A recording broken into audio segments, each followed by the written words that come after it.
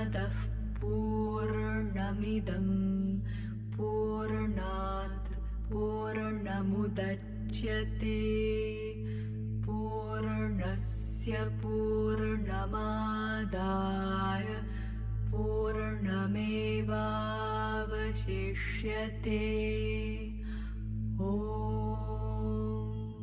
शान्ति शान्ति शान्तिः।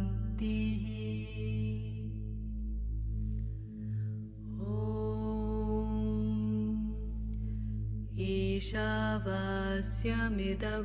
सर्वं यत्किञ्च जगत्यां जगत् तेन त्यक्तेन भुञ्जीथा मा गृध्ः कस्य स्विद्धनम्। ॐ कुर्वन्नेवेह कर्माणि जिजीविषेच्छतगुं समाः एवं त्वयि नान्यथेतोऽस्ति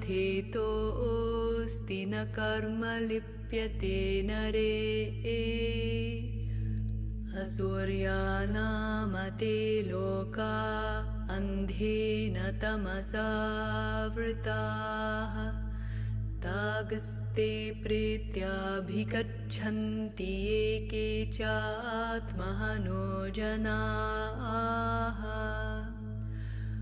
ॐ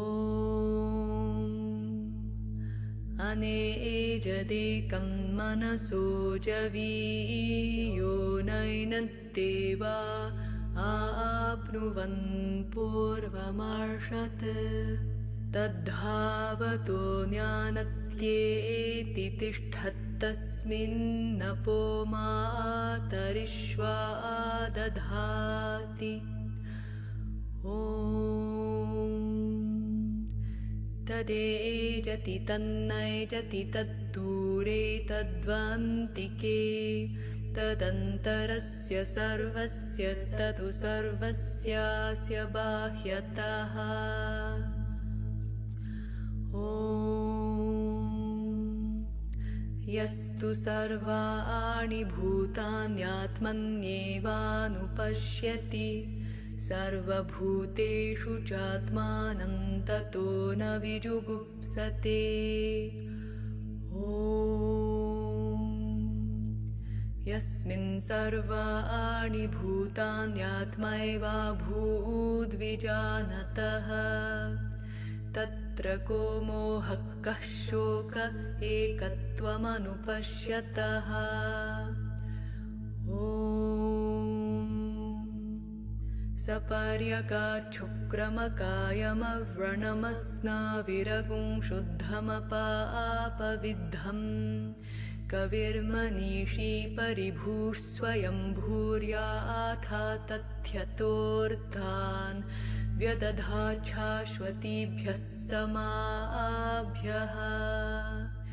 अन्धन्तमः प्रविशन्ति ये विद्यामुपासते ततो भूय इव ते तमोय विद्यायागुंरताः।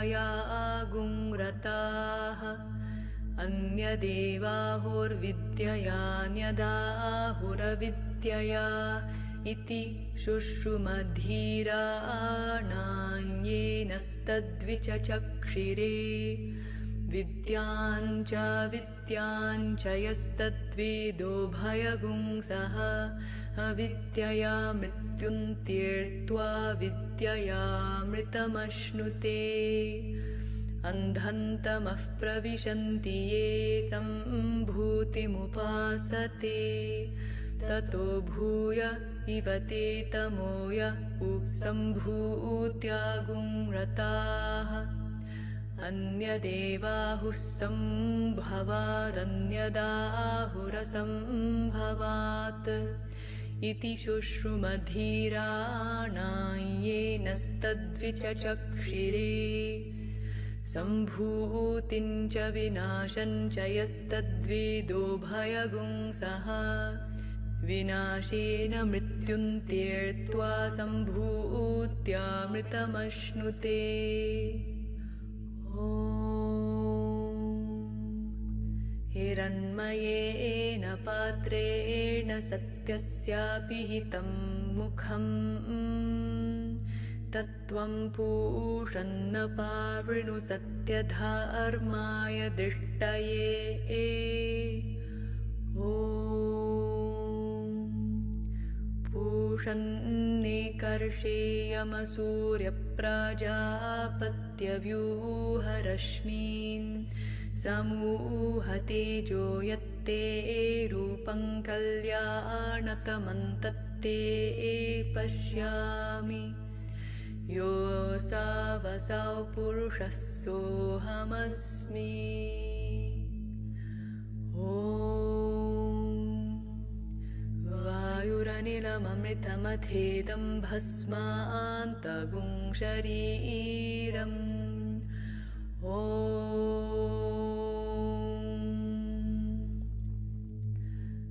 क्रतो स्मर कृतज्ञ स्मर क्रतो स्मर कृतज्ञ स्मर ॐ अग्नेनय सुपथाराये अस्मान् विश्वानि देववयुनानि विद्वान् युयोध्यस्मज्जुहुराणमेनो भूयिष्ठान्ते नम उक्तिं विधेम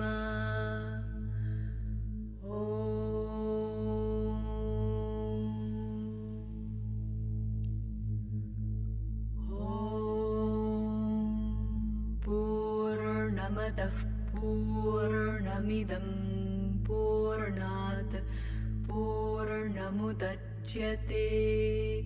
पूर्णस्य पूर्णमादाय पूर्णमेवावशिष्यते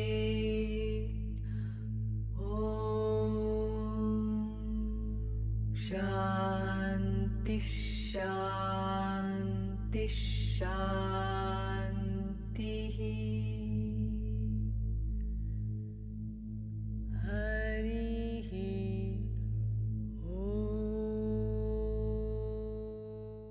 Okay, so first we'll chant the sixth verse, 6th and 7th together. Yastu sarvani bhutani atman yevan upashyati sarva bhuteshu chatmanam tato na vijugupsate. But he who sees everywhere the self.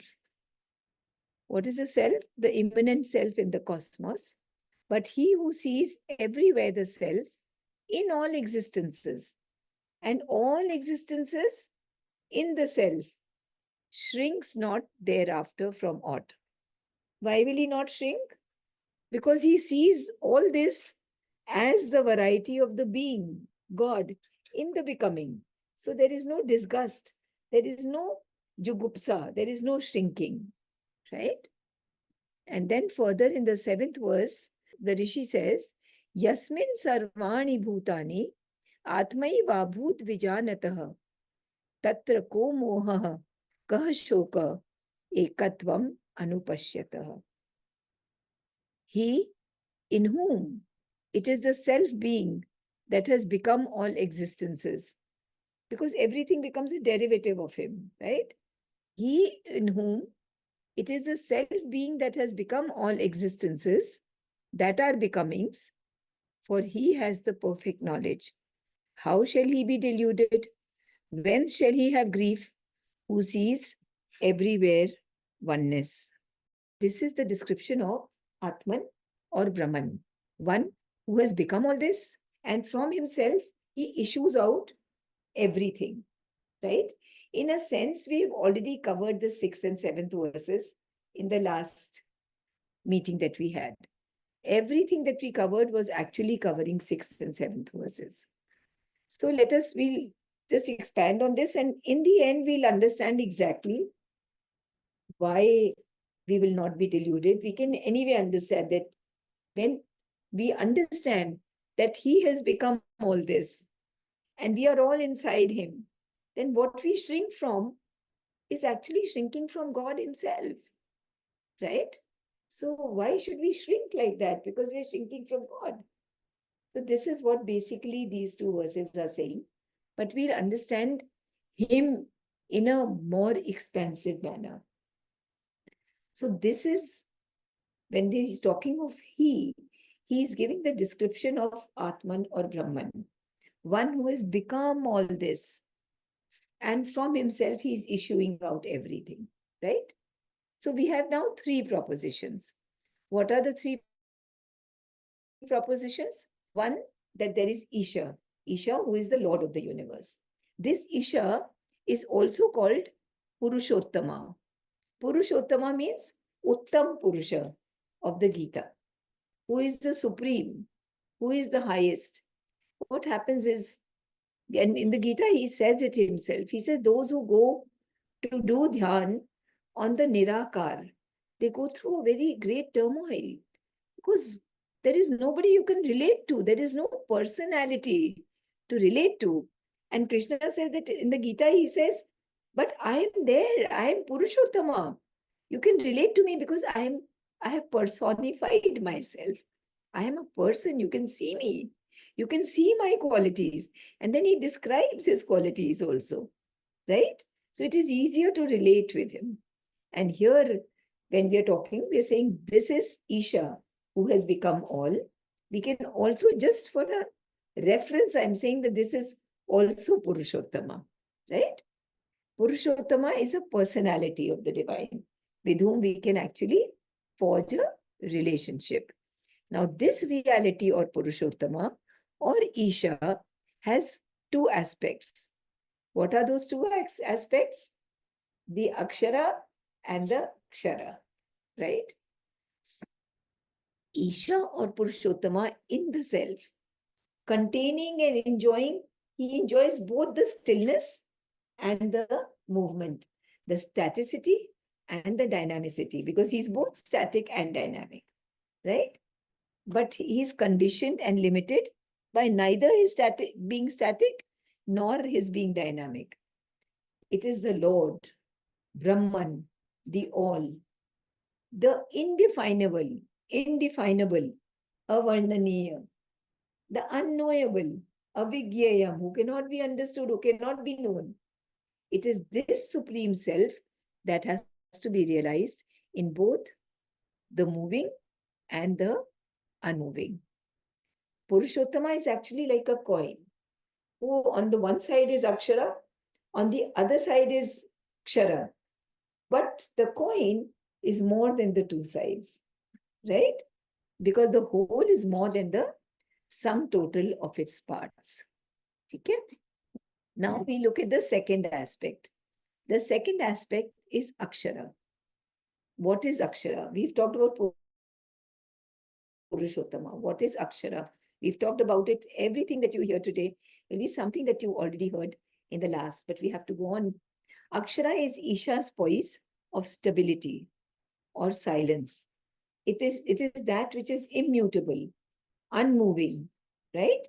Akshara Purusha is the self standing back from the change, standing back from the movement of nature, calm, pure, impartial, indifferent, watching them but not participating, above them as if on a summit, but not immersed in these waters.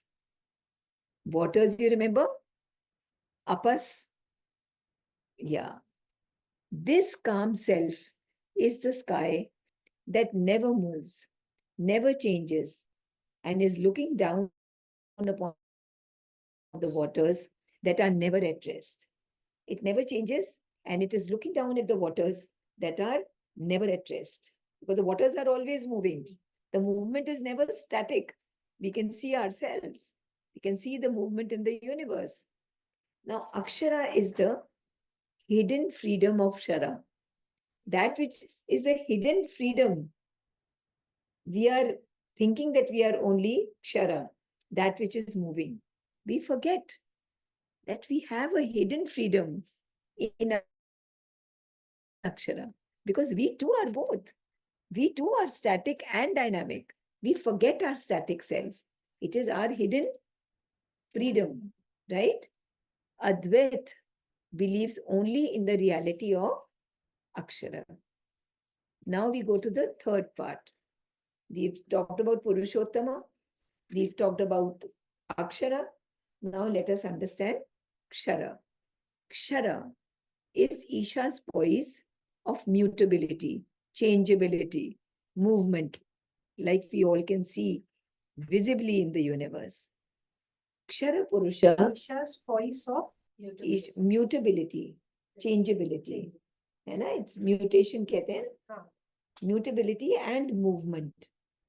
Kshara Purusha is the self which is reflecting the changes and movements of nature. Now we've not said Kshara, we've said Kshara Purusha. So it is Kshara Purusha. He has become the Kshara. So he is the self, he is God, reflecting the changes and movements in nature, right? Participating in them, immersed in them, immersed in the consciousness of the movement, and seeming to be born and dying. He seems as if he's getting born. He seems as if he's dying, increasing, diminishing, progressing, and changing in it, right? Atman, as the Kshara, Atman or Brahman are actually, synonymous. So Atman, we said Brahman, no? You can call it Brahman. As the Kshara enjoys change and division and duality, it becomes the Ksharana.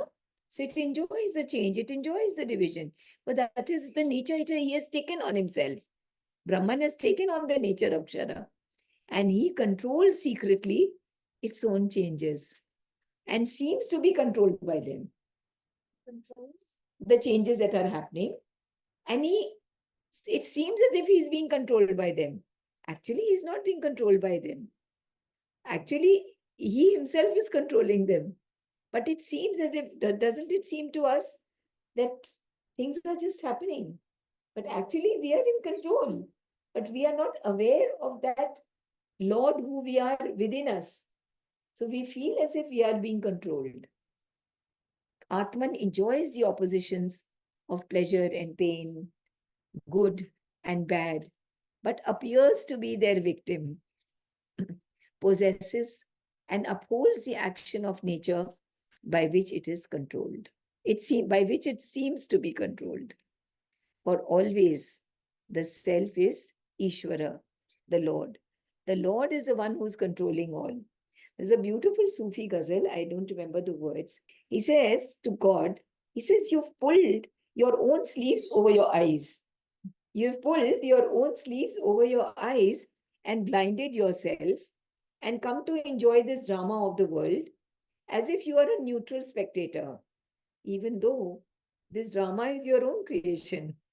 But you, jaan karke, you've pulled the sleeve over your eyes and you're behaving blind. You blinded yourself and you're behaving like a neutral spectator. Yeah, I didn't understand this sentence.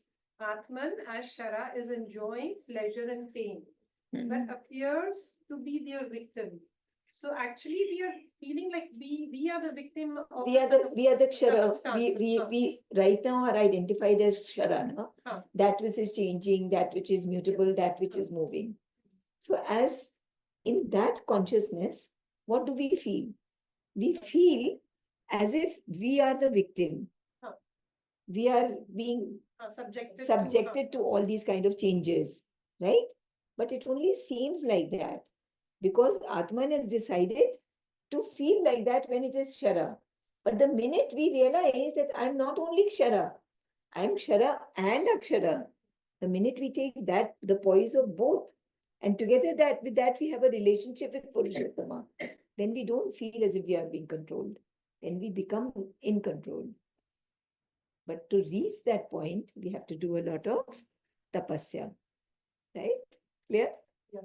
Okay. Now, verses 6 and 7 give a further insight into the relationship between the movement of Kshara and that which is behind the movement.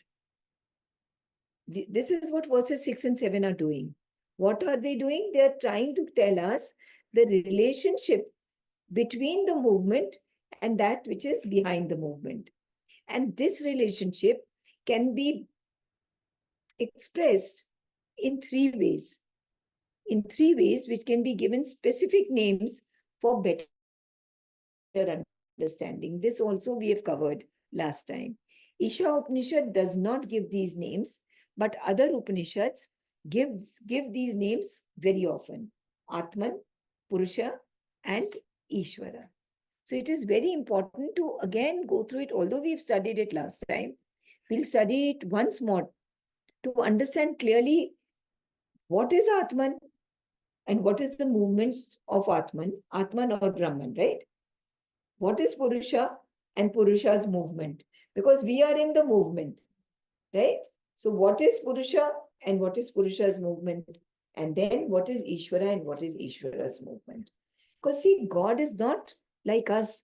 I'm here and this is what I do. He is working in three statuses, in three poises, and all that simultaneously. So we must be able to understand that. It is the same reality, but he has three different ways in which he relates to the movement. Atman is the word used, Atman or Brahman is the word used when movement is related as emerging out of reality. Like we gave the example of the spider. From the spider comes out the web. So from the mountain comes out the river. From Brahman comes out, from Atman comes out the entire universe, the cosmos, right? So the relationship between the two is Atman and Maya. What is Maya? Maya is not illusion.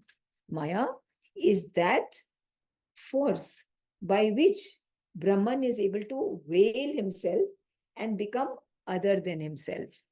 Brahman is perfect. Now he has to become imperfect. So to become imperfect, he uses something.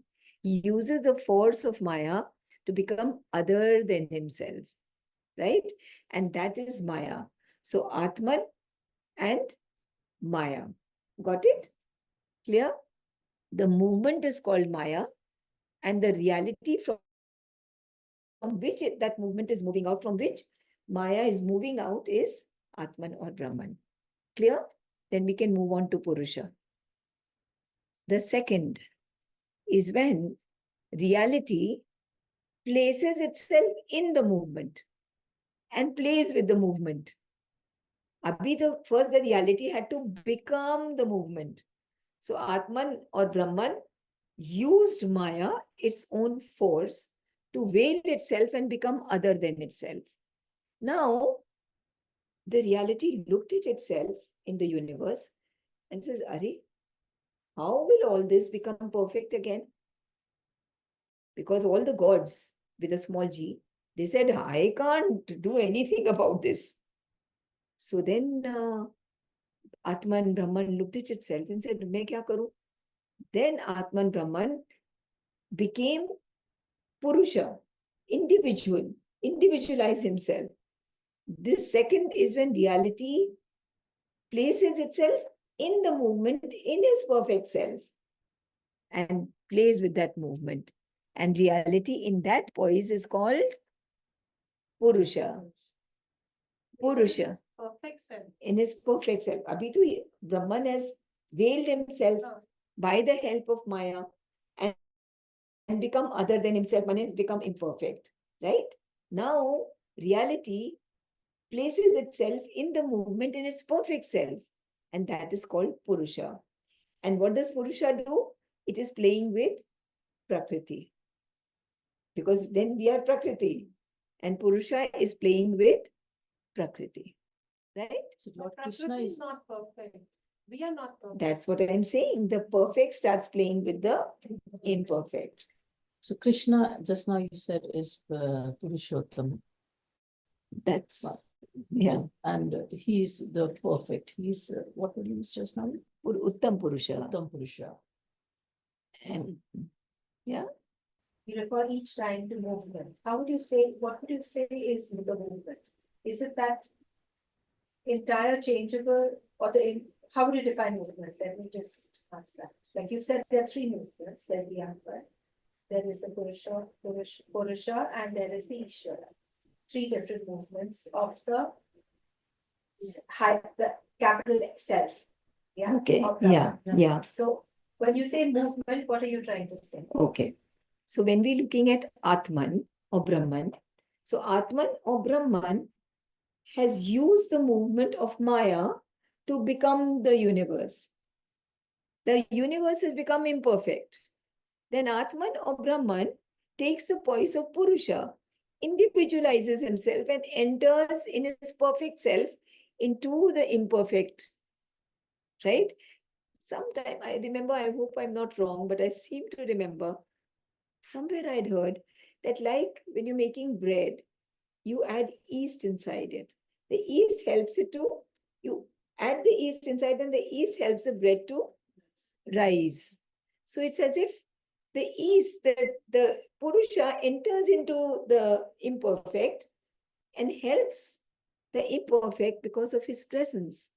Purusha, like a catalyst. like a catalyst. Purusha helps the imperfect to actually rise, rise and become other than what we had become. It is because inside you, inside me, there is the perfect self, that the imperfect can connect to that. And as we said in a yagya, you keep offering and keep offering, so that with the presence, the outside can become more and more perfect. So this play is the play of Purusha and Prakriti. And if you want to describe Prakriti, we say, what is Prakriti? Prakriti is everything other than Purusha. Everything else except for Purusha, that there is no creation. There is only becoming. Yes. We don't use the word creation. You understood why we don't use the word creation? Prakriti means nature. Would we call it nature around us? Yes.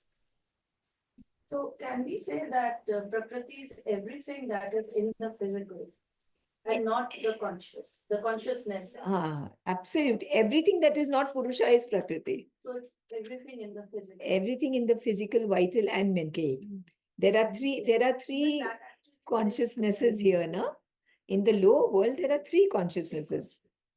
So Physical, beyond the vital, three- So beyond the three starts the Purusha. the higher Prakriti. We've talked of Atman and Maya. Then we've talked about Purusha and Prakriti. Now we come to the third. Who will tell me what is the third? Ishvara and Shakti. The third is when the reality is seen to be the Lord of the movement. Ishvara, he is the Lord of the movement. He controls everything. In 1 second, he can change our destiny. Whatever is written in our Janam Patri and Kundali can change like this if we are totally in connection with him. So that Ishvara, who is the Lord of the movement, how does he work on us? He works with the help of Shakti. Shakti, the goddess, right? It is the same reality. Atman, Purusha, Ishvara, Maya, all the three, Atman, Purusha, and Ishvara, all the three are the same reality. But they are known by three names. Why? Because they have three different functions, right? And they have three different poises, we can say, or three different statuses. Now, why are we talking about these? In these two verses, 6 and 7, we are told that we are supposed to realize all the aspects of reality. Then only we'll be able to see him everywhere, right? How will we see him everywhere if we are not able to see his three poises? We have to understand his three poises to be able to see him everywhere. What was the 6th verse saying? To be able to see him in everything and everything in him. For that, we have to be able to see him in all his statuses.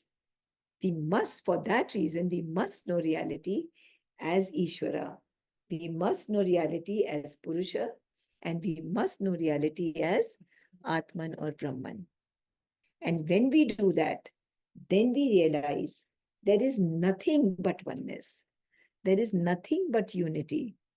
And when that oneness is realized, all sorrows, all delusions vanish, all disgust vanishes, because we see him everywhere.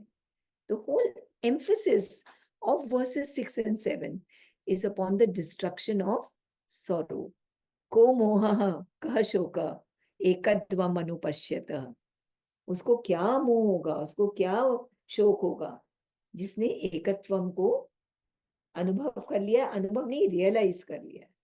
Right? So that means unity in different voices. Unity is always one.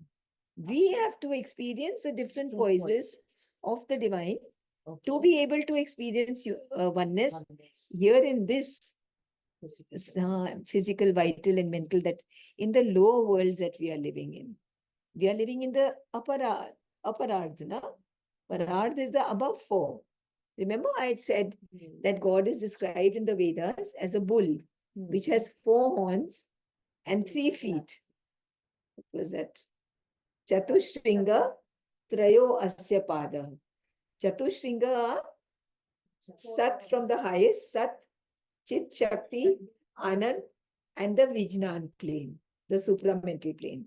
I'll repeat: Sat, Chit Shakti, Ananda, and the Vijnan plane, the truth plane. Vigyan, we can call it supramental. What Sri Aurobindo's called supramental. Or the supermind, yeah, or the truth plane, yes. Right? That I think I'd given on the first day. So the whole emphasis is upon the destruction of sorrow, delusion, ignorance. That is the whole emphasis of the verses 6 and 7. And there should be no moha, no illusion, no sorrow, no disgust, no jugupsa, right? So, just as in the first movement, what was the idea? The idea was bhunjita, enjoy. We must learn to enjoy. We were told that if we renounce or we offer, then we will enjoy. Remember, first verse. In the second movement, we are given a greater depth in the knowledge. Because ये तो समझ आ गया, ठीक है, offer करेंगे तो enjoy करेंगे. But what is the science behind it? What is the science behind it is that we will enjoy and all sorrow will also vanish if we realize that the Lord, to whom we are renouncing everything, to whom we are offering anything, everything, is not only the master, he's not only the Ishvara of all things, but he's also the originator of all things as Atman. And not only is all the originator, he is also Purusha. He is also the divine who's sitting within me.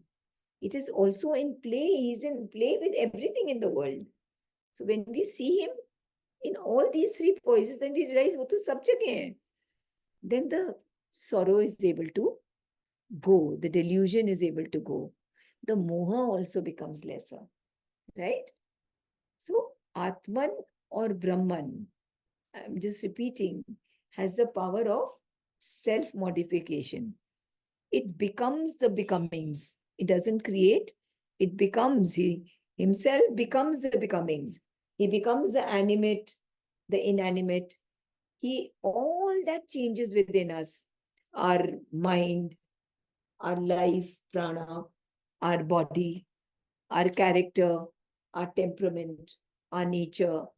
All this is not our real, immutable and unchanging self, because that is the Purusha within us. It is our mutable self, our nature, all the movement that is happening. It is our mutable self, that which is changing all the time. It is the becoming of the self. It is the becoming of Brahman in the movement. Right? It's clear till now? If Atman, Purusha, and Ishvara are one, like different status of one, so Maya, Prakriti, and Shakti are also one. They're all part of Ishvara only. No, but as a Shara, Huh. as Shara, this is the status of the Akshara, no? But all the other 3 are also him only. What is Maya? Maya is his Shit Shakti. It is his Shakti, his force, his awareness, which tells him that you can become other than yourself.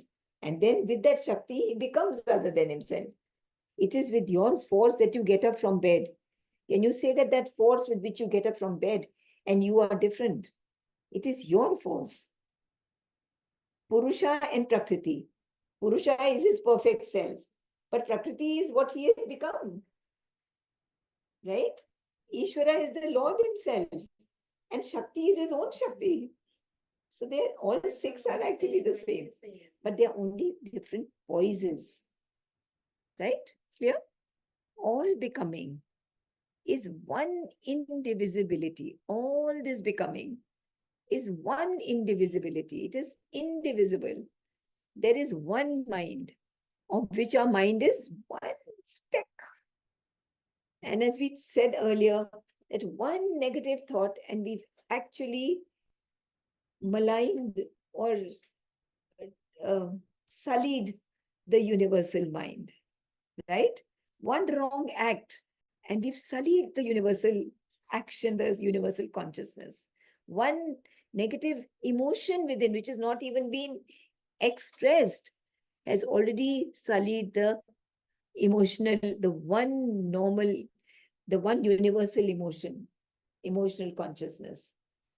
That kind of oneness we are living in, but we are unaware of it. 6th and 7th verse tells us that we have to become aware of that oneness, right? That unity, right? This is the truth which each one of us must attempt to realize.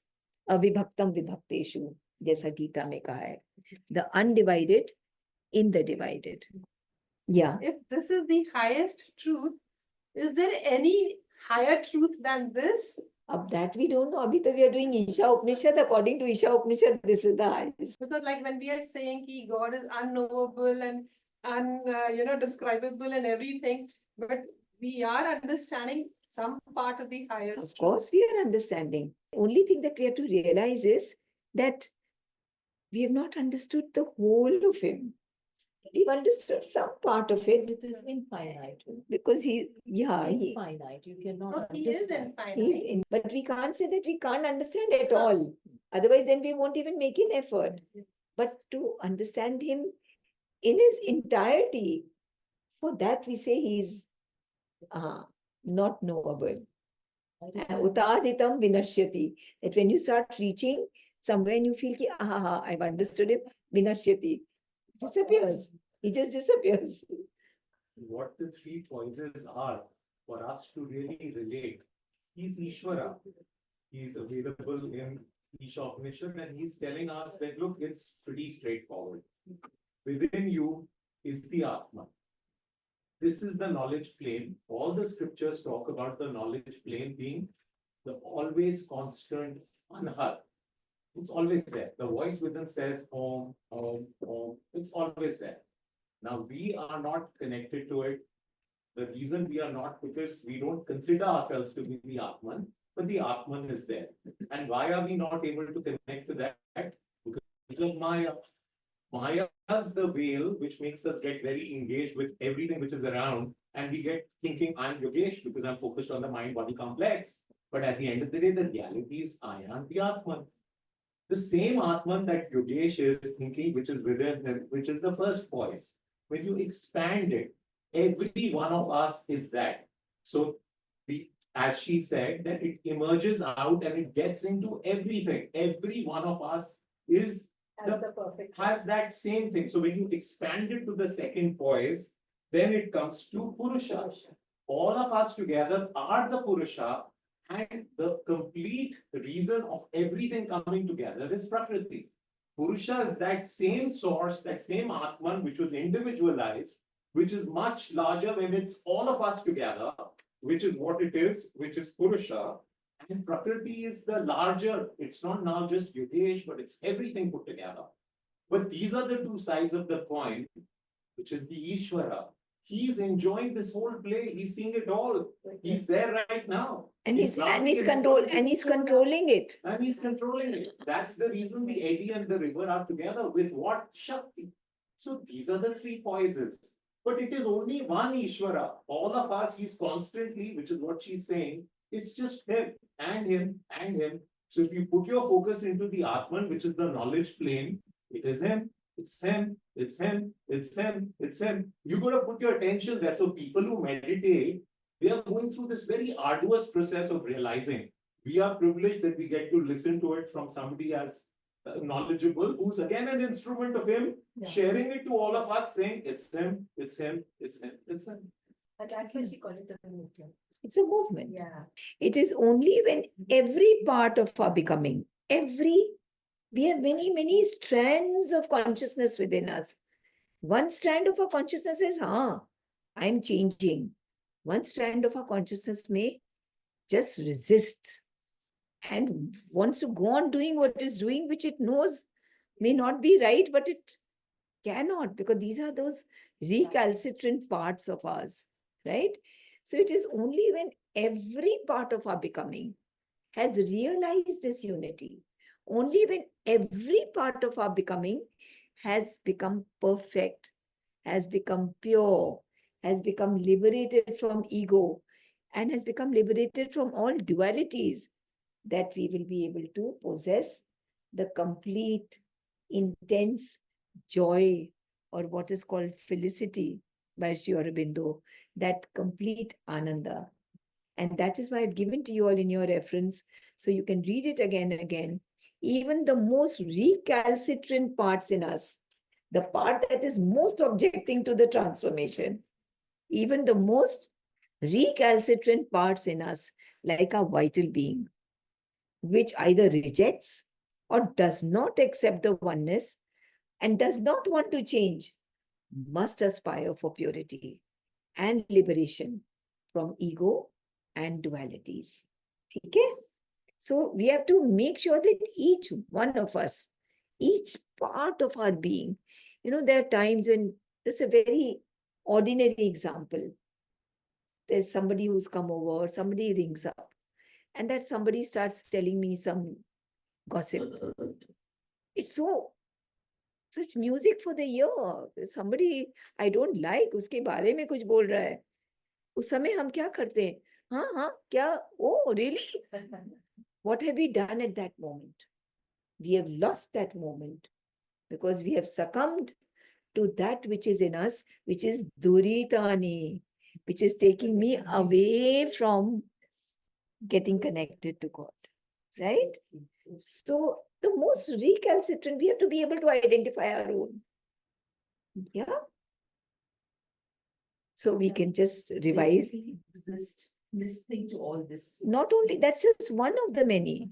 There are in us so many negativities. We have so many desires. And at that time, we become weak to the desire. So we have to be conscious of, we have to be conscious in the smallest of things that we are thinking, speaking, feeling, and doing. At every moment to keep chiseling ourselves. We have been given a huge job. So much chiseling is to be done within us, right? And we can't say God is away from us. He's also suffering within us. So we can't blame him कि क्या बना के मुझे भेजा है, खुद वहाँ heaven में. No, he's within me, he's suffering with me, right? So we'll just go through this again, and this also I've given in your paper. Atman or Brahman, the description of, in just some points we can never describe him. What is Atman or Brahman? It is pure indivisible being, what we call Sat, that which exists. It is self-luminous, self-concentrated, Chit. In its consciousness, what is it? It is Chit, it is self-luminous, it is self-concentrated. And it is self-concentrated not only in consciousness and awareness, it is self-concentrated in force. That is why he's called not only Chit, but Chit Shakti, right? And he is self-delighted, Ananda, right? Atman has become these three poises of the higher Prakriti. And its existence is light and bliss. It is timeless and spaceless and free. Time and space came out of him. Anmol was able to tell us that Vishnu became space and Shiva became time. Now we'll go through what is Satchidanand again, right? Purushottama manifests as Satchidanand. So what did we do first? First we said Purusha, Purushottama, Akshara and Kshara. Then what did we do? Atman or Brahman. We did Atman or Brahman, Purusha, Atman and Maya, Maya. Purusha and Prakriti, and Ishvara and Shakti. Now we'll go through again Satchidanand just to understand. Purushottam manifests as Satchidanand. The realization of the self as Satchidanand is the aim of human existence. Right? The aim of human existence is to be able to realize the self as Satchidanand. And Satchidanand can be understood as Sat. Sat is its nature of infinite being, that which is, that which exists. Nobody has been able to reach that plane yet. Then there is Chit Shakti. Chit Shakti is both consciousness and power. And there also nobody has been able to reach yet. Then below that is Ananda, the plane of Ananda, bliss. Hardly a few sadhaks, hardly, may have reached the plane of Ananda. And Sri Aurobindo says that Sri Krishna lives in the plane of Ananda, right? And these three comprise of the higher nature, or we can call it the para prakriti. We talked about 4 horns. These are the 3 horns. The 4th horn is the plane of Vijnana. Vijnana or truth plane or supramental plane, where the mother and Sri Aurobindo have reached. And they have brought down the supermind on earth. So now supermind is in a way accessible for us. Right? So the 4th plane, the Parardha, Sat Parardha, Aparardha. So here is Sat, existent, Chit, which is consciousness force, Chit Shakti. Then there is Ananda, and then there is the Vijnana, or the truth plane, or supermind. Okay? And below that is the Apara Prakriti, or Aparardha, which is mind, life, and body matter. Yeah, so you can see it like this: 4 above and 3 below, like this, or like this. Right? The state of Satchidanand is the higher half of universal existence, Parardha, the nature of which is immortality, Amritam. Because we keep saying Amritam Ashnute, though all the 9, 10th, 11, 12, 13, 14 will keep talking about reaching Amritam. The state of mortal existence in matter is the lower half, Aparadh, where we are living. The nature of which is death. The nature of the lower 3, where we are living, is death. The nature of the upper 4 is immortality, Amritam. Right? Mind and life in the body are in the state of death, because by ignorance, they fail to realize Satchidanand. If we start realizing Satchidanand, then we can say that we have reached the state of immortality. When we talk of the state of immortality in the Vedas and the Upanishads, they do not mean, the Vedic rishis did not mean to reach a state where you will live forever. It is to reach that state of consciousness while alive, to reach that state of consciousness where you are in the understanding and the realization, and you're living out of the Satchidanand. Right? That is why to think about, to realize, to meditate upon Satchidananda is a very beautiful thing to do. Right? Yeah, so then you were out of this, the limitations of the physical, mental, vital. Once you have reached that stage of the higher, so then must be easy for them to keep coming or coming back. They don't have to go and come. Okay. While they are here, they are in that state of consciousness. Right? I know somebody who said that, who had attended a lot of Vedanta classes. So she says, now I'm already realized because I've understood it. I didn't say anything, but to understand it doesn't mean become it. You have to become it. You have to live in that consciousness. There is nothing in you that will waver. There will be perfect equanimity that you're living in, right? Even like now, Sri Aurobindo may not be in his physical body, but his consciousness is There, present. yeah, So so that- because he present. doesn't need that, he doesn't require that physical, mental, vital thing Even anymore. today, when mother is called for, and people, the real bhaktas, they're still experiencing her. And she's somewhere, and she's always there for us because she has reached that stage where It's just energy and she's- energy. It's just a different form of energy. yeah. It's So, still around us. You never lose any and you don't, I mean, matter is never made or destroyed. It's there. yes. So does it mean a state of bliss? So I will just, the next point is exactly this, that realizing perfectly Satchidananda, they can convert themselves. What will happen to the mind? The mind can convert into the nature of truth, Vijnan. Mind can convert itself into the nature of truth, into Vijnana, that the fourth plane. Body, vital, mind, Vijnana. So the mind can actually start reflecting the supermind, right? And life are from the bottom, the life plane, the prana, life, prana can convert into the nature of Chaitanya or You Chit have Shakti. given us those, Yes, Kamalas. remember long back. Yeah.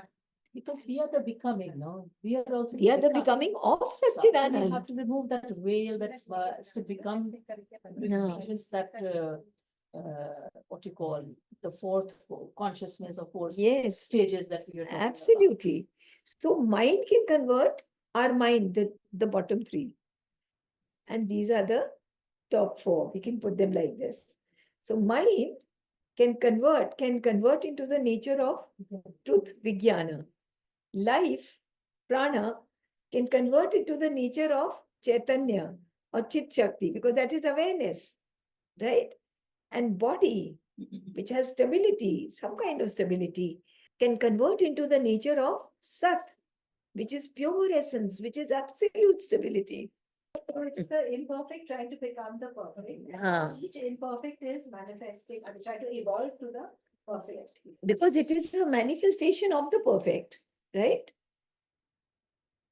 And when this cannot be done perfectly in the body, the soul realizes its true state in other forms of existence or worlds, the sunlit worlds, the states of felicity, the state of blessedness. And it goes there and it returns upon the material existence to complete its evolution in the body. You know, the soul moves. There are times when we sleep and we dream. The soul moves to other planes of consciousness and comes back. When we meditate, the soul moves to other planes of consciousness, comes back, brings back the light, right? So, We this, actually see it as so separate that even when it's happening, we don't see it happening. I mean, we don't see it yes, happening. yes, We still feel very in this plane. in this plane, yeah. But I think you still feel the difference, you know? Yeah, of course. You feel that a good difference, you feeling. know, But you're not identifying it as another as plane. a separate thing. So I've given you this sentence. I thought it was important. A progressively, see the word progressively is very important. A progressively perfect realization in the body is the aim of human evolution. You would like to read it once? A progressively perfect realization in the body is the aim of human evolution. It is also possible for the soul to withdraw for an indefinable period into the pure state of Satchidanand and come back again. I can put it. The realization of the self as Satchidanand is the aim of human existence. But The- having known that, why would you want to come back? Yes, this is a very important question. those who really want to serve the divine, they will always say, "Mujhe moksha nahi chahiye." Because I want to come back, Kiritamkar used to say, "I want to come back again and again and again and again and again and again and again." So much Because whatever work of the divine is left to do here, it's a selfish aim that I just want to get away from the world because it has too much sorrow. I want to get away and become one with you. No. He said, no, till your work is left undone on earth. Use me as your slave, use me as your servant, use me and bring me down. But that's the whole aim of life, to become a perfect instrument of the divine. Even and to we are be driven. compassion. You know, that oneness If- is so much that you want the others also to be. Yeah, the because same. there are no others. Then There are no others, right? The realization of the self as Satchidananda is the aim of human existence. So now what we're going to do is the condition of self-realization. Ki self-realization ke liye, what is the condition? Sri Aurobindo in his essays on Isha Upanishad has written copiously on Satchidanand and other principal ideas on the Upanishads with regard to the self, although they are not expressly mentioned in the Isha Upanishad text in these 18 verses. The reason is, I said that earlier, I'm repeating, that these concepts are indispensable to an understanding of the complete philosophy of the Isha Upanishad, right? That is why we are covering these, because Sri Aurobindo has covered them in his notes. And this booklet is like 1/10 or 1/100th of what he's written on Isha Upanishad. He's written books which are so thick just on Isha Upanishad, right? We've taken a small compilation from them. And even this we took 1 year to understand. So Satchidananda is always the pure state of Atman. We've understood that.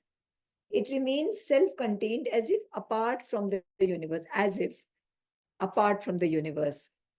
But simultaneously, it embraces and possesses this universe as the Lord. And simultaneously, it has become this universe. And when we do verse 8, we will study his role as Kavi, Manishi, Paribhu, Swayambhu. I was going to, that was part of my talk in the last, but we didn't have enough time, so I let it be. But we won't talk of it now, otherwise it'll take up time. So he is simultaneously aware of all his own statuses. It is we human beings who need to first become clear mentally of all his statuses, of his presence in the becoming and the eternal oneness. We have to become aware of it. He's already aware of it. This knowledge of oneness must translate into a realization of oneness. एक तो knowledge है, एक उसको realize कर लेना, so that we start living and acting in this realization. As Yogesh had just now said, to understand it is not enough. We have to be able to live it. See, he knows it all. Similarly, if we take again the example of the river and the eddies, the river knows that these eddies are a part of my water only. But the eddies sometimes don't know that. They say, "Arey, man, I'm so beautiful. Look at my..." Yeah. So to realize that we are a part of the oneness of Satchidananda is the aim of human birth, right? Though Satchidananda is supramental, but as I said, it is reflected in the mind, right? Just like a river that has ripples, the moonlight is reflecting in it. But if the river is rippled, the moonlight also gets deflected and is not clear. But if the river is calm and still, the moonlight that reflects on the river is calm, clean, and still. So it is that peace that we need to bring into our being, that peace that is the divine's peace. And it is available for us. But we have to bring it down gently into our being to be able to reflect Satchidananda in our physical, vital, and mental, right? That peace has to come down. And for that, I strongly recommend Shraddhalu's meditation on descent of peace. Strongly recommend it. It's there on YouTube, Descent of Peace meditation. I'd also sent it on the Quest group. I sent it. We can also do it once together, because for that I don't have to prepare. I just have to switch it on. So we'll do it sometime, and then try and do it. It'll really help you. Okay. If the mind is pure, bright, if the mind is still, there is a right reflection. If it is unpurified, the mind, if it is troubled, if it is obscured, if there are fogs and, in the mind, there's no clarity in the mind, the reflection is distorted, right? And subjected to the crooked action of the ignorance, right? So it is very important to have clarity. That's why sometimes when we understand something, we repeat it, we say it. That's why I keep telling you all, I keep giving my gratitude to you all. You help me to be able to articulate all this for the clarity in my mind also. So according to the state of the reflecting mind, we may have either purity of self-knowledge or an obscuration, a distortion of knowledge in the duality of truth and error. We're living between truth and error, right?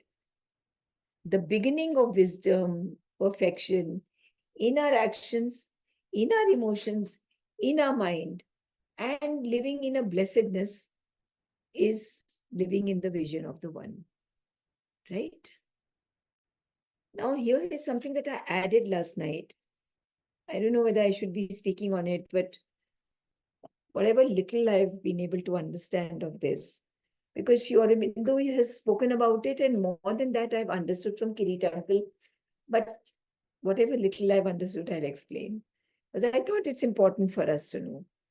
There is something that Sri Aurobindo says, there is an exclusive concentration of consciousness. There is a multiple concentration of consciousness, and there is an integral concentration of consciousness, right? And what happens is that when we are in the exclusive concentration of consciousness or multiple concentration of consciousness, that leads to a divided and a limited consciousness. It is only in the integral concentration of consciousness that will lead us to the consciousness of unity and to the consciousness of oneness with the self. For example, now this is a very silly example, but as a householder, we may be concentrating exclusive on the duties. So there are some ladies who are very busy keeping their home perfect. You see, this is my palace, this is my mandir. I'm concentrating on that. It's great to do that. And they may leave aside their duty as a citizen of the country. They may leave aside their duty as a human being. They may leave aside the duty as a soul. What are they doing for the progress of their own soul? This is an exclusive concentration of consciousness, right? And this exclusive concentration of consciousness will not lead to the integral growth of our personality, right? Or we may concentrate on multiple things. And I'm concentrating on being a good citizen, and I'm concentrating. But what Sri Aurobindo says, it's really a poor example, but Sri Aurobindo talks of the integral concentration of consciousness, right? When we concentrate on only the Akshara, the Nirgun, the Nirakar, what Isha Upanishad calls the Vidya, we are doing, what are we doing? Which concentration of consciousness? We are doing it Exclusive concentration of consciousness. Because we are not looking at avidya, we're not looking at the multiplicity that the divine has become, right? And when we are concentrating on Akshara and Kshara, what are we doing? Multiple. But when we concentrate on Akshara, Kshara, and Purushottama, all three together, then we concentrate when we concentrate not only on Vidya, not only on Avidya, but Purushottama as well. He who has become the Vidya and the Avidya. Then when we forge a relationship with Purushottama, then we can call it an integral concentration of consciousness. See, these are again some very simple, poor examples. You had given this example to us last time. Mona Lisa.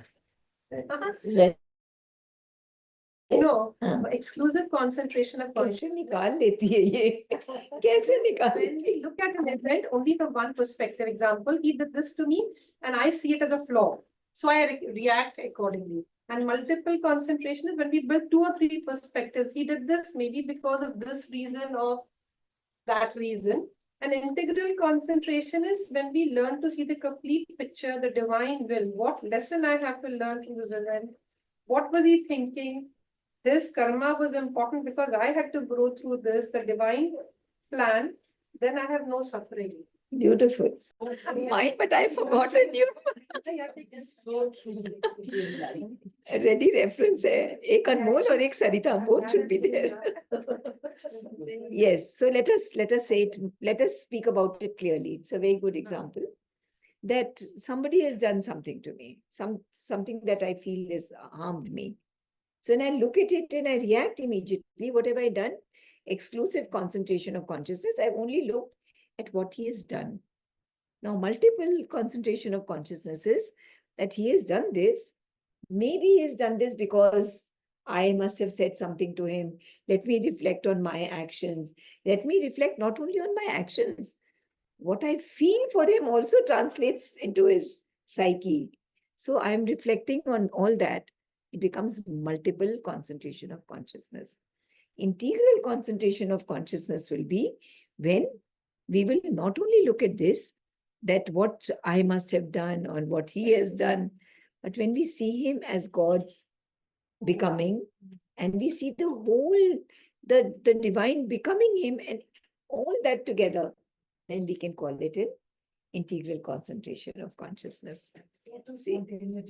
Yes. Yes. Yeah.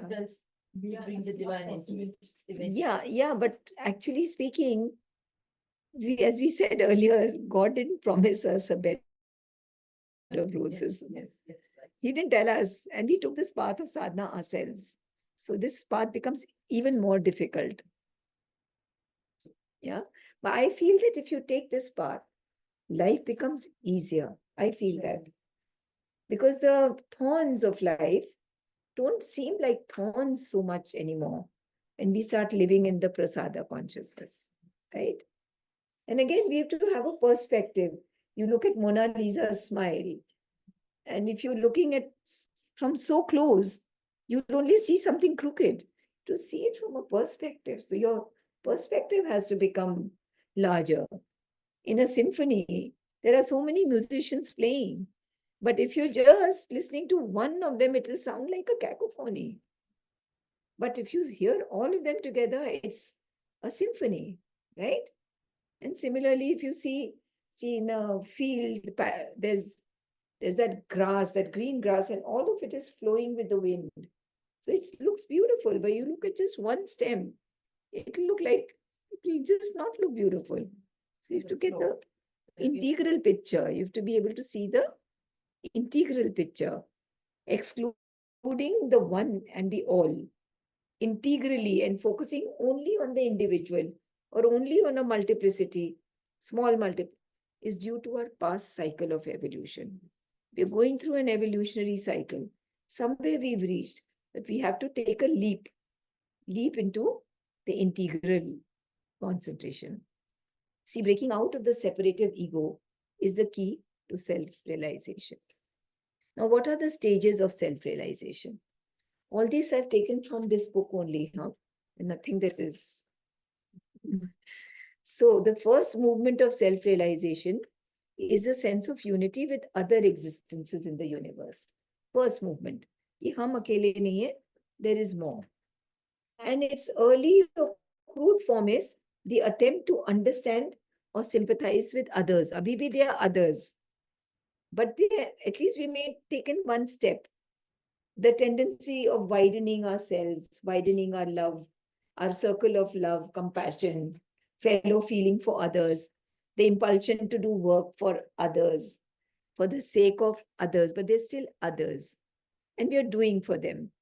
The early or crude form is the attempt to understand or sympathize with others, a tendency of widening love, compassion, a feeling of fraternity for some, an impulsion.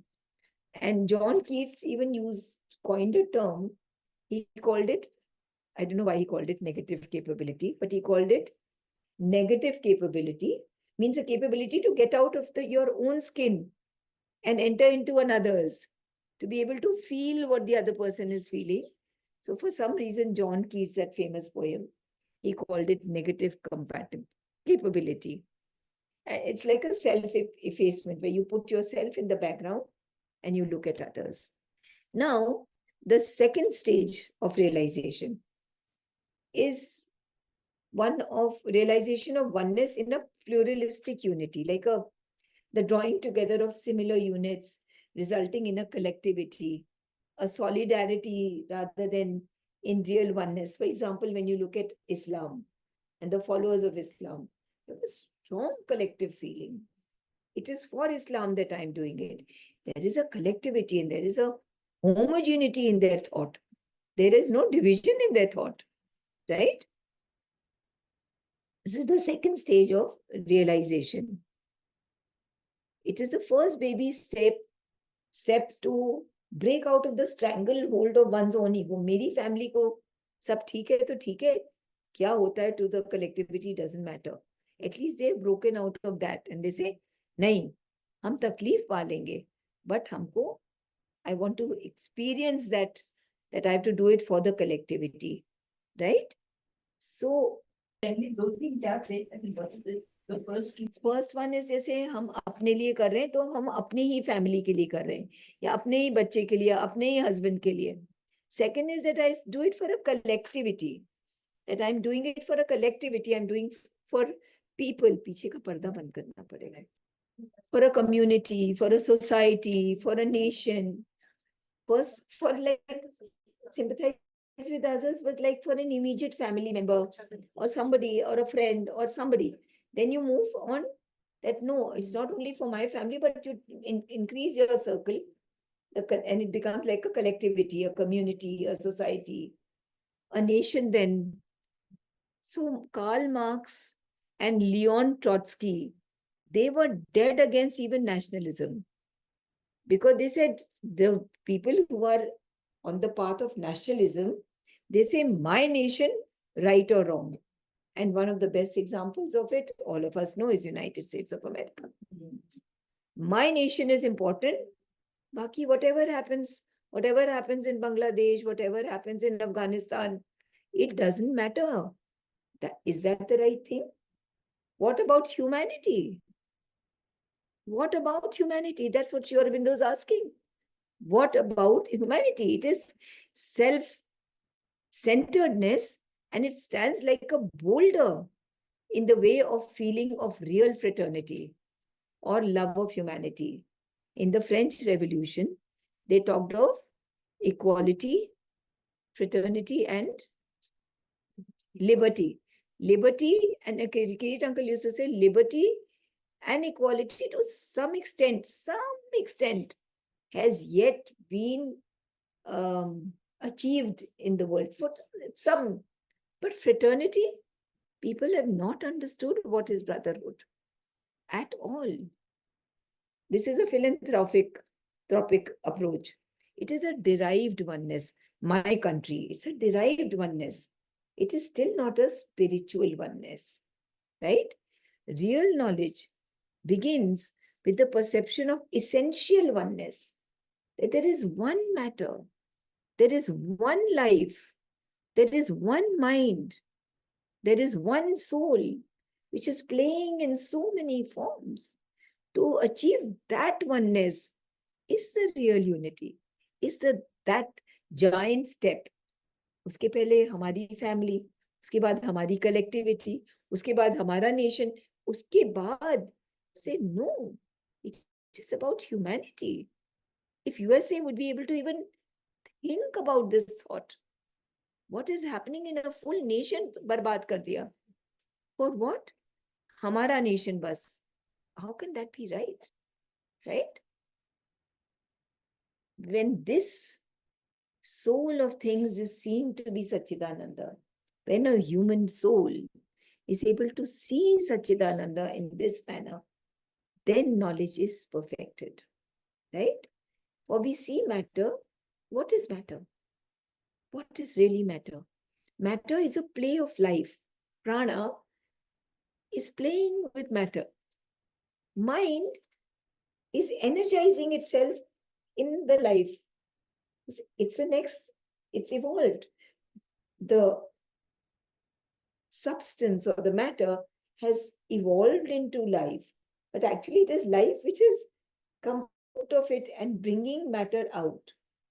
Similarly, mind has come out, but it is actually mind which is bringing life to a higher level, right? This is what is evolution. We have to be able to see that mind is a play of truth or cause. And what is mind? Mind is a play of the fourth level, the 3 here and the 4 here. This is the causal idea, the truth plane, the supermind. So this is reflecting here. Mind is reflecting in the vital. Vital is reflecting in the physical. We have to be able to see this. Each one of them. Life is playing with matter. Mind is playing with life. And Vijnana plane, or the supermind, is playing with mind. And Satchidananda is in all of them. Right? Truth, which what we call the fourth. Truth, a play of Satchidanand. And Satchidanand, the self-manifestation of a supreme, unknowable Parabrahman, Parapurusha, Purushottama. Purushottama has become Satchidananda, right? And Satchidananda has become these. This is the vision of all existences in the self. Yastu sarvani bhutani atmanyevanu pashyati. Who can see all in this and this in all, right? And of the self in all existences. That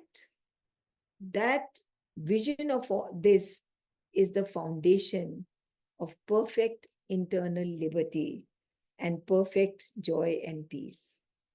Right? Any questions so far? Or we can finish this part and then we can take up any questions if there are. For by this vision of oneness, in proportion as it increases in intensity, as in proportion it increases in its completeness, there disappears from the individual mentality all jugupsa, all shrinking disappears.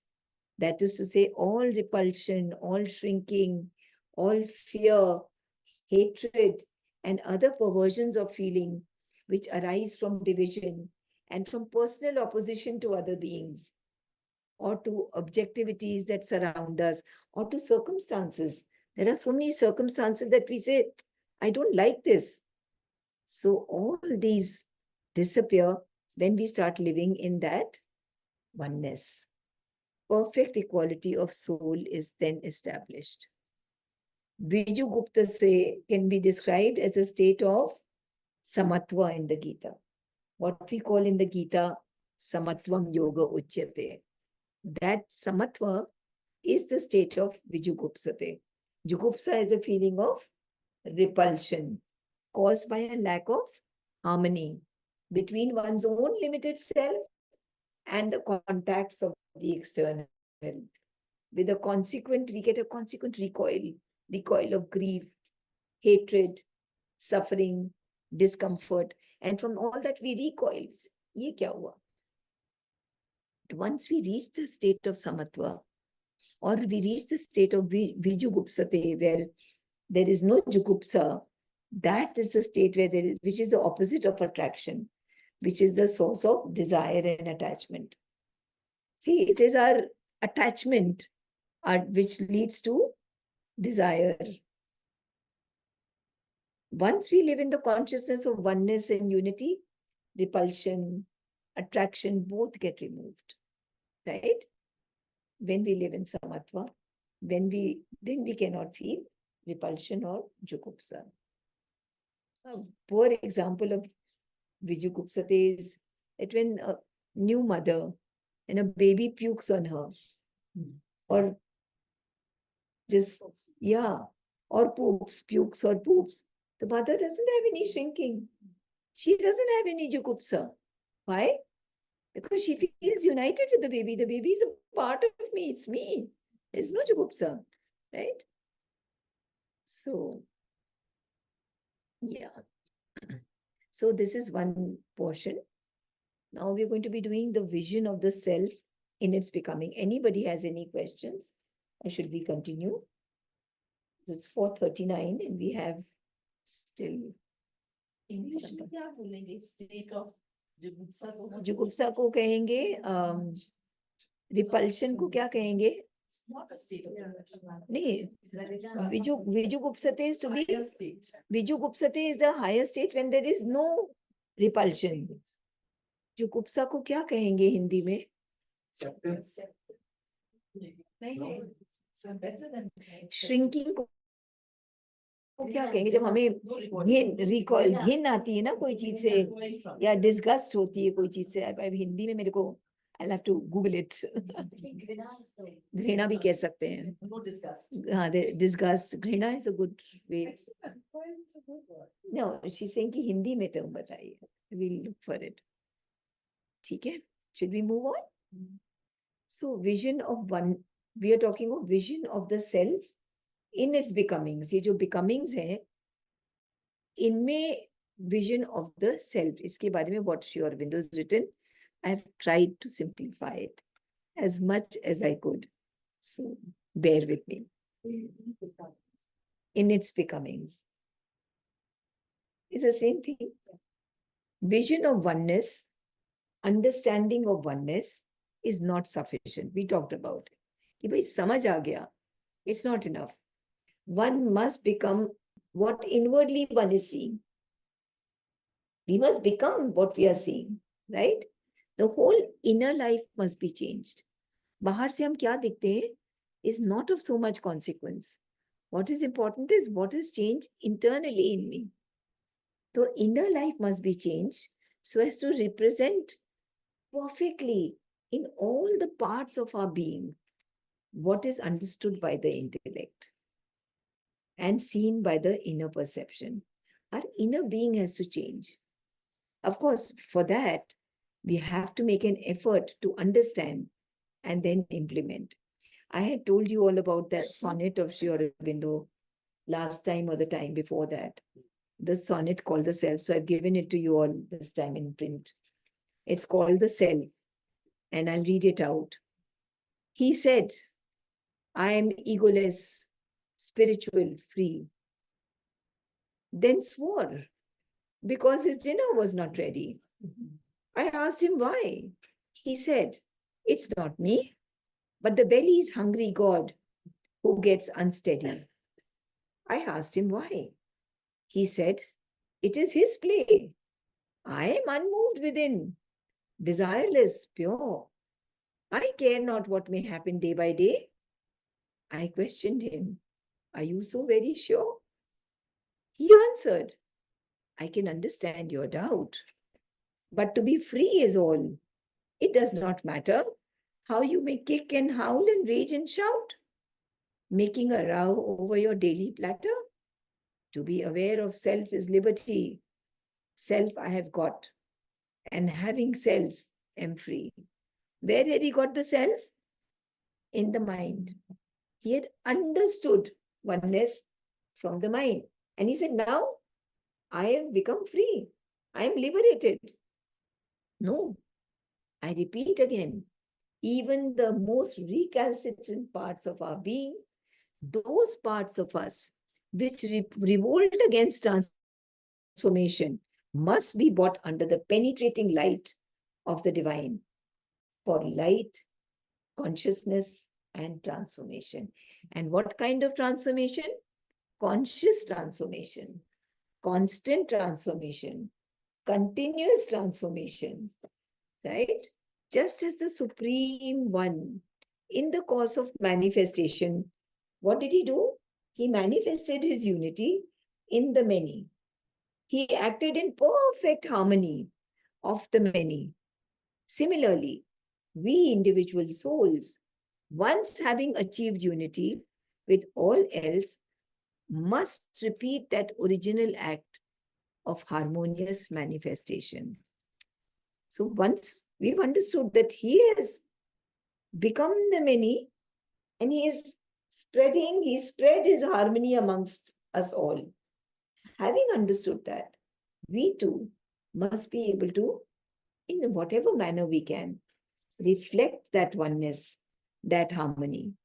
That is to say, the human or egoistic view is that of a world of innumerable separate creatures. Isn't that the way we see? Innumerable separate creatures. She's separate from me, he's separate from me. USA is separate from me. So our egoistic view says that I see this world of innumerable separate creatures, each self-existent and different from the others, and each trying to get its utmost possible profit from out of the others. And the world, what we see that, wo bhi profit ke liye, wo bhi profit ke liye. But how does the divine see it?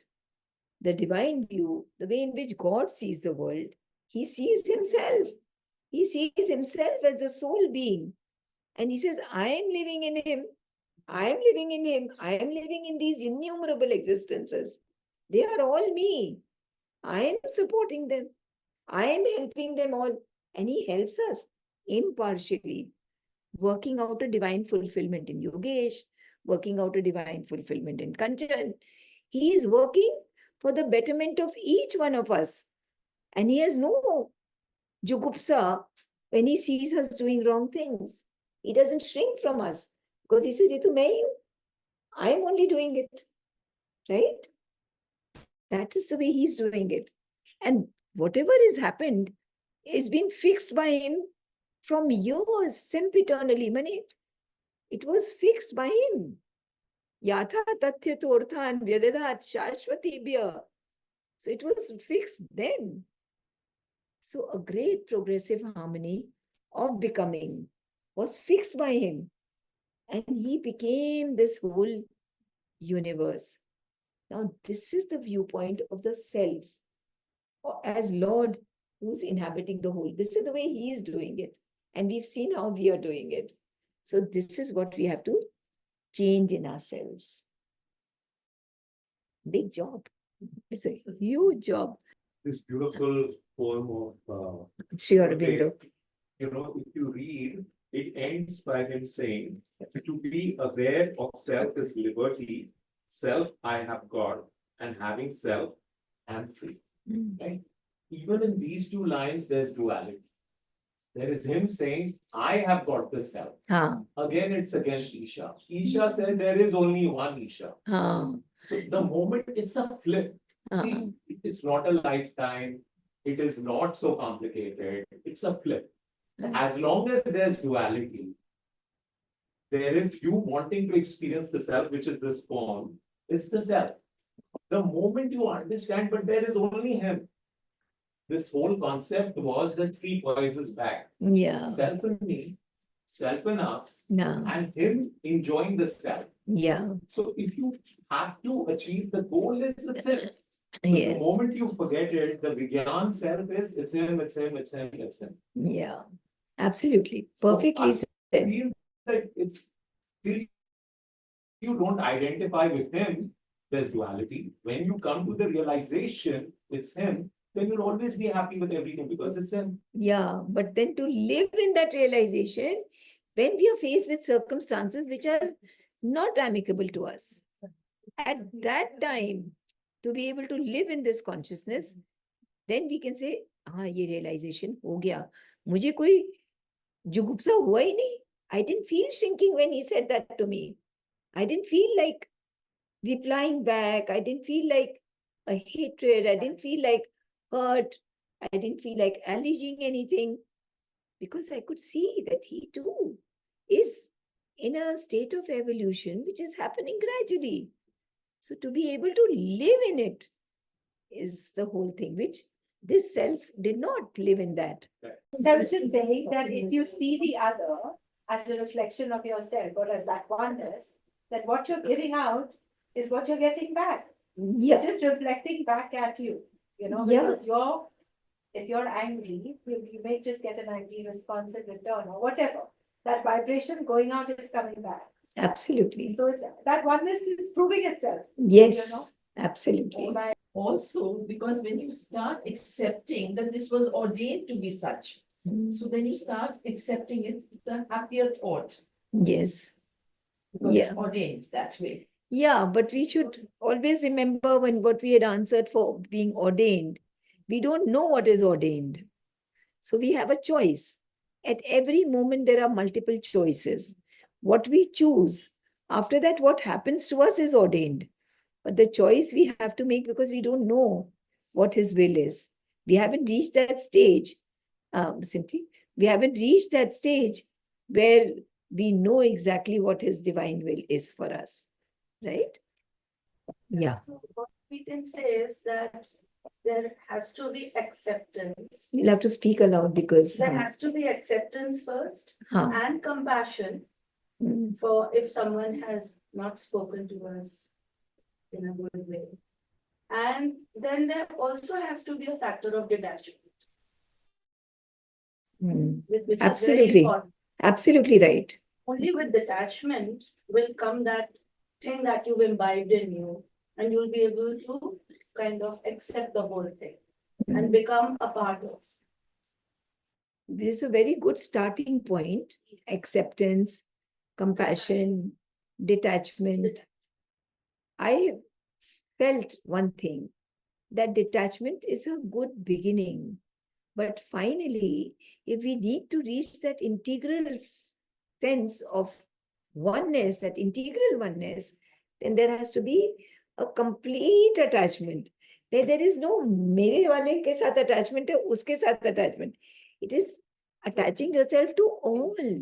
Love for all equally. Equally. Yes. That is what is important. Detachment comes. Detachment is a good beginning. You can begin with detachment, but detachment actually leads to nirasta. You become dry. The love starts drying up. The love must not dry, right?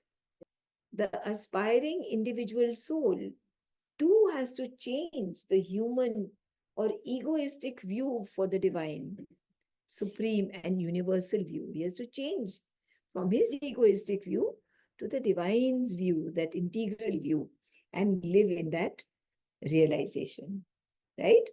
It is necessary, therefore, to have the knowledge of the transcendental self, the soul unity. In the equation, what is that word? Soham. Soham. I am He. And in that knowledge, to extend one's conscious existence, extend it so as to embrace the whole multiplicity. The entire multiplicity is Soham, Soham, Soham, Soham. First we say, I am He. But if He has become the multiple, I am He in all. Right? So the detachment is a beginning. Finally, it has to be an equal attachment to all. Right? Otherwise, the love will dry, which we don't want. This is the double or synthetic ideal of the Isha Upanishad. To embrace simultaneously Vidya and Avidya, the one and the many, to exist in this world, but change the terms of the death into the terms of immortality. Amritam Ashnute, right? Mrityum Tirtva, and you go beyond death, and then you reach the state of immortality. We have to reach that state where we have the freedom and the peace of the non-birth simultaneously with the activity of the birth. What you get, the peace that you get in non-birth, that peace you get simultaneously while you are in the birth. We are in the birth, and we will be coming back many, many times. We have not reached anywhere like that. to even think like that ki bhai to ho gaya moksha. So all parts of the lower being, I'm repeating myself, all parts of the lower being must consent to this realization. To perceive with the intellect is not enough. The heart must consent in a universal love and delight. The sense mind must consent to a sensation of God and self everywhere. The prana, the life force in us, must consent to the comprehension of all aims and energies in the world as part of our own being. Very difficult. Very difficult. Right? Just now we talked about USA. When we think about US, the deep state, and what they are doing to the world and what they are aiming at next, it's scary. One feels scared for one's existence. To be able to reflect this knowledge into that scare, that fear, that's some kind of yoga that we all have to do because we're all living in very troubled times. Right? So for the three, isn't the vital the most difficult? Absolutely. Always. It is the vital which is the most difficult. Most difficult. Sri Aurobindo uses the word physical, body, vital for the emotional, and mental for the mind. The three lower, right? I think it's actually really difficult. And the The more vital you is get aware most- about it, the more you The vital realize- is the most difficult part of plane of our being to change, to consciously transform. Basically, one has to achieve, one has to conceive of and live in oneness as if there is no other. There is only one. We have to live in that consciousness. This is the complete realization. This is the state of complete blessedness. Right? Oh, पता नहीं ये याद आया खुद ही को कर बुलंद इतना कि हर तकदीर से पहले खुदा बंदे से खुद पूछे बता तेरी रजा क्या है. We have to reach that state that he says, अच्छा बता, what do you want next? At first we have to reach that. Now there is a little portion in this book which is called the active beatitude. Beatitude means the highest ananda, very high ananda. So this is the unique greatness of Isha Upanishad, that one can experience spiritual ananda in the midst of action, in the world. One doesn't have to sit on mountain tops to experience that ananda. While we are in action, we should be able to experience that oneness, that ananda, provided that we live as an instrument of the divine will, provided that we realize that a divine force is acting through me, and to be able to connect to that force and allow that force to actually flow through me, through my mind, through my thoughts, through my emotions, and through my physical actions, to experience that divine force, right? So it's a very beautiful poet, Shelley, you all know Shelley, in his Ode to the West Wind. So what does he say? He says, make me thy lyre, even as the forest is. Lyre is that instrument. Yeah. So the poet experiences inside him the complete surrender of the leaves of the forest, which allow the wind to blow through the leaves, and the music plays. He hears the music of the wind swishing through the leaves. And he says, when he hears their music, he says that these leaves have become like thy lyre. Thy wind is playing music on them. You make me thy lyre, even as the forest is. And this is our prayer too, right? And this reminds us of Gita's 5 realizations, that we've done it umpteen times, but if you want, I'll just repeat them again. The immortal self in us, which incarnates from birth to birth. First of all, to realize that there is an immortal self within us, which incarnates from birth to birth to birth, right? Ishvara sarvabhutanam hrideshe arjuna tishtati. It is right within us, in our hearts, within our central being. The second is the cosmic realization of all becomings in God, that this entire cosmos is within God, God who has become the container. The third realization is God has permeated all, the immanent divinities become all, Atman Brahman has become all this. Then the fourth realization of the Gita is God as the Purushottama, the Lord and Master of all. And fifth is God as all, He who has become Vasudeva Sarvameti. When you see all this as God who has become all, who is inside all, who is the container, who is above all, there is no possibility of shrinking. There is no possibility of jugupsa, self-delusion. There is no possibility of moha or grief, shoka. For the soul, once it has attained to the perception of the divine in, outside, and above all existences, what will he shrink? What will he have moha for? What will he have anger and fear for? Right? Anjali, Kah number shoka, three- kah moha. Number 3 is Brahman. Number 4 is Purusha. And number 5 is Ishvara. Because 3 is permeating You all. can't always, This is Brahman you is cannot permeating always, all. you cannot always fix. I used to do exactly what you do. Exactly. I would, Kirit uncle would be sitting here and I would be sitting here. And I would try to, that this is what you said and this is what you said. Now this has to fit into this like a jigsaw. He said, but they cannot always fit in. They are not exactly fitting in because he has three poises in a different way, three poises in a different way. So we can't always fit in. Some may fit in, some may not fit in. God is all this, is your last. God as all, Vasudev Sarvamiti, right? So now what has happened? Desire is replaced by what? Desire is replaced by an active blessedness of universal possession. ये सब मैं ही हूँ. So what Yogesh has is mine only because I am only Yogesh. What Meera has is mine only because I am only Meera. So this BMW is mine also. Yes. And my Alto is. Desire is replaced by an active. Beatitude or blessedness. You can use the word blessedness of universal possession.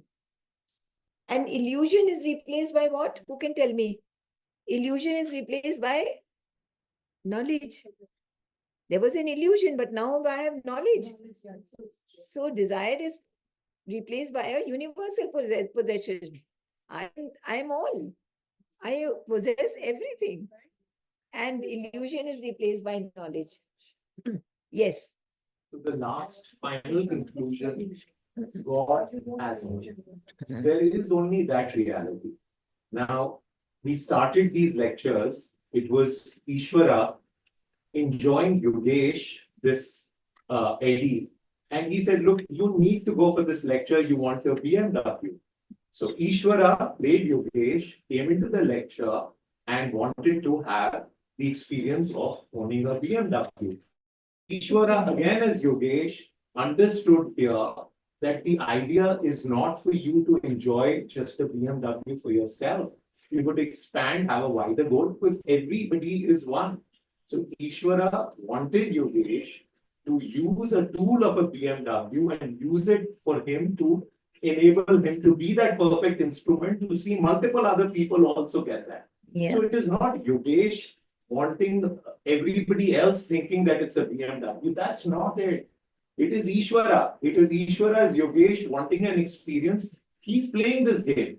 Every second that we are sitting out here, there is only Ishvara. Yeah. The greater time you take, he's brought all of us here together and he says, do the flip. There is only me. If you're only immersed in me, then automatically there's an expansion. All the four things follow. Now, how much time do each one of us take to do the flip, to realize this is from this second onwards the game? It is Absolutely. only him. You are thinking yourself as an enemy, thinking I'm different, but that's not the game. The game is the Zen. So he's laughing in delight. The moment you even think about it, you say, ah, it's him. Oh my God, like, isn't this stupid? I'm going into all these places thinking Empty. differently because I'm thinking as Yogesh. It is not Yogesh. The center of gravity of the eddy has to move to the center of gravity of the river. Whoever does that is Ishvara telling us, move the center of gravity. It's me, it's me, it's me. Beautiful. Very well said. Very well summarized. Very well summarized. But your BMW and the Alto was a beautiful example. It really helped us through these 5, 6 talks. It was a very beautiful example. Yeah. It's just complete surrender all the time. Yeah. Constant, Yes. constant. Every Yes. thought, every action, every word. Yes. Not just action, word, and thought, it's going to be more than that. Oh, Then you, the biggest one. but you know, you slide. So The it's got to desire be comes out of concentrated. Absolutely. But you know, So- I have realized that right from धीरे से जाना. the beginning, you have been emphasizing on that. Everything you just offer to the divine. Yes. That, you know, it gets instilled in you because you start with that and you move on with that. So it's very good because we are accepting that that's what we have to do. Yes, absolutely. We have to be able to offer. That's a very beautiful beginning. When we keep offering, we create a hotline between us and the divine. And that hotline continues and continues and continues till you start feeling the flow of the divine within you. Right? I have to keep telling myself, because you started, listening to you earlier, you started with that and it's been the underlying current all the time. Yes, because that is the bottom line of the Gita as well. Gets imbibed within you gradually. Yes, it happens. And as I said in the beginning, the offering will be very physical, mechanical. अच्छा मैंने offer कर दिया अब खा लेते हैं but फिर वो जब मन से जब हम भोजन को देखते हैं and we'll talk about it later otherwise it will become late but somebody told me that her father used to take around 10 minutes Vinodji would take 10-12 minutes of offering the food before he would start eating it because he would start giving gratitude from the beginning, the farmer who has grown this and then how it has passed on, then the thank you to the person through whom it has come, then it and all that till the cook who has cooked it, the person who has made this, it would take him 10 minutes to offer his gratitude finally to the divine who has become all these. Then he would start eating. And there's one more thing that she said, which I do nowadays, is that the light, I don't know whether she said or someone else said, I don't remember, that I like to say to the mother that let the light from thy eyes enter into the food, taste the food, and energize the food, that it become the best for me to eat. And then it becomes, so you just imagine the light from the divine's eyes entering into the food and actually tasting it and turning into a prasada, right? So again, I'll repeat, desire is replaced by what? By blessedness of universal possession, and illusion is replaced by knowledge. Then the soul is no longer attached to the becoming and no longer attributes any importance or any desirability to any particular object, any particular circumstance in the universe. Then the soul says, it's okay. Whatever thou is giving to me, I'm enjoying. All is enjoyed. Bunjita. Because all is perceived as a prasada. All is received as a gift from the divine. Every circumstance. And if we see actually in our lives, each one of us have gone through difficult times. No one can say my life has been cozy from the beginning till now. Not possible. But if we look at our lives and look at the tough times, you will realize that the most growth that has happened in our innermost being and the resilience and the growth and the strength of the outer being has happened in those periods which were most difficult. And the purpose was again. Huh? And they've got us closer to him. And they have got us closer to him, which is the greatest gift of the difficult time. Say that let thy light enter into Let the light from thy eyes thy eyes. enter into the food and energize the food. And please taste the food. See, when we read, I don't know where I read it, when we read from a book, the words don't disappear. The words are still there, but we have absorbed the words. The words have not disappeared. Similarly, when God makes it into a prasada, when he eats from the thali that we put in front of him, he doesn't have to, the one laddu doesn't have to disappear. The light from his eyes enters into the prasada always. You have to believe that it is happening. तो सच में प्रसाद बन रहा है. I thought he's Huh? I thought वो smell कर लेते. Oh, he enters into the food because anyway he is the food, but imperfect. When we've offered it as a prasada, the perfect enters into the imperfect, right? Yes, Amir. Actually, I don't even know the connection, but the thought came. Remember that beautiful story when man is, he tells the Lord that, I see you, you were following me through all these rough times, and then there's this portion when you don't even see the footpaths. The second footpaths, and he says, Yeah. I'm actually that. Footprints. I had you in my, I was carrying you. Yeah. So now we come back to the thing that the soul no longer is attached to a particular object of desire, to a particular circumstance that he wants, because he's perceiving everything as a prasada from the divine, and everything is received by such a soul as a gift from the divine.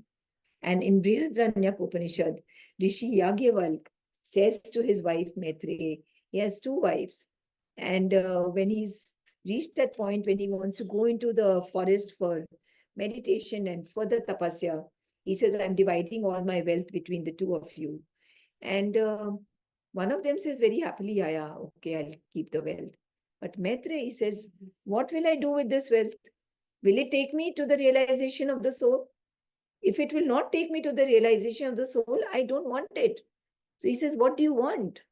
So she says, bring me to yourself, spend time with me, and give me that gyan, जिस ज्ञान से मैं भी self को पहुंच पाऊं.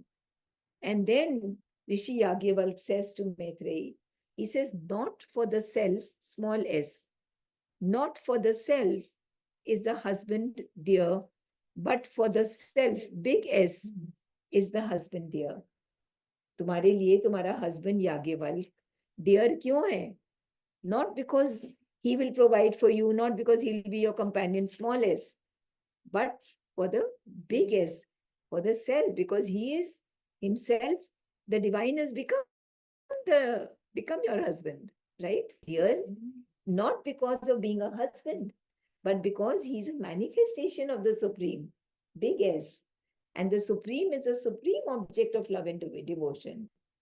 There is no possibility of sorrow, because then all is God. All is Sat. Therefore, all is the infinite's existence. What is Sat? Existent, right? All is Chit Shakti. Therefore, all is imbued. Everything is imbued with the infinite's consciousness, with the infinite's force, Chit Shakti. All is Ananda. Therefore, all is the infinite's bliss. Even pain and grief are seen to be perverse terms of Ananda, perverse terms. And that Ananda, which they veil here, are seen as the divine's way to prepare us for evolution, Whatever seems like it's veiled, it's a veiled Ananda, it's a pain, it's a grief, but it's God's veiling. It's a veiled Ananda because it is preparing us for a greater evolution. Yes, for all suffering leads to growth, growth of strength, growth of bliss in us, right? The soul who realizes that this is thus liberated and perfected, for that soul possesses the eternal reality of which he and the others are only appearances. They are all him. Thus it is possible, by the realization of the unity of God and the world, Isha, and Jagatyam Jagat, in the complete knowledge of the Brahman, to renounce desire, to renounce illusion through the ascent to the pure self, and yet to enjoy, and yet to enjoy by means of all things in the manifestation of God. Tena tyaktena bhunjita, through a free and illuminated self-identification with Satchidananda in all existences. Right? Clear? Nothing difficult, no? Now we'll read the 6th and 7th verses again and meditate on them for just a minute. Yastu sarvani bhutani atmanyevanupashyati sarvabhuteshu chatmanam tato na vijugupsate. Now let's meditate on the meaning. But he who sees everywhere the self in all existences and all existences in the self shrinks not thereafter from aught.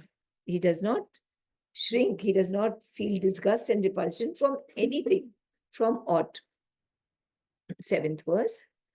Yasmin sarvani bhutani atmai vabhut vijanatah tatra ko moha kah shoka ekatvam anupashyatah. He in whom it is the self-being that has become all existences that are becomings, for he has the perfect knowledge. How shall he be deluded? Whence shall he have grief, who sees everywhere oneness? So now in conclusion, we can now relate the 6th and 7th verse to the first verse, which was Isha Vasya Midam Sarvam Yat Kincha Jagatyam Jagat. Right? The first line, Isha Vasya Midagam Sarvam Yat Kincha Jagatyam Jagat.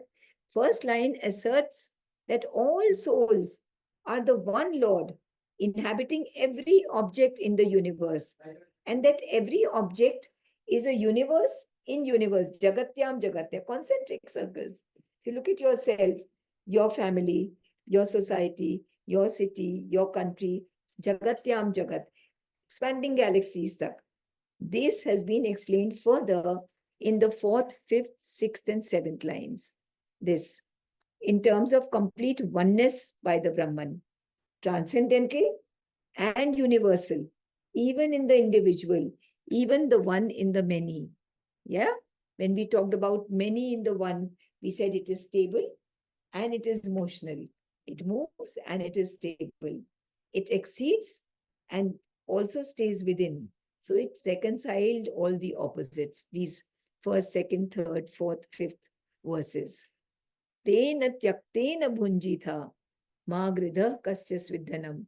The second line, fixing as the rule of divine life, offering desire as the condition, offering it as the condition for universal enjoyment of the spirit, has been explained by the state of self-realization, the realization of the free, that transcendental self.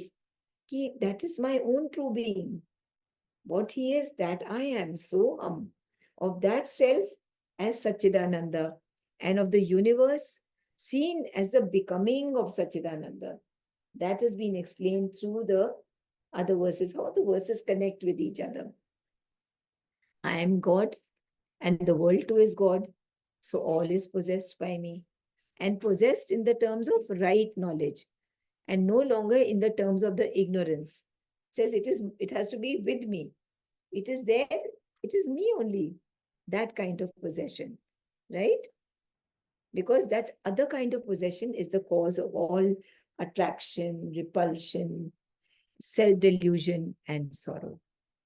By renouncing or offering all our actions to the Supreme, do not lust after another man's possession.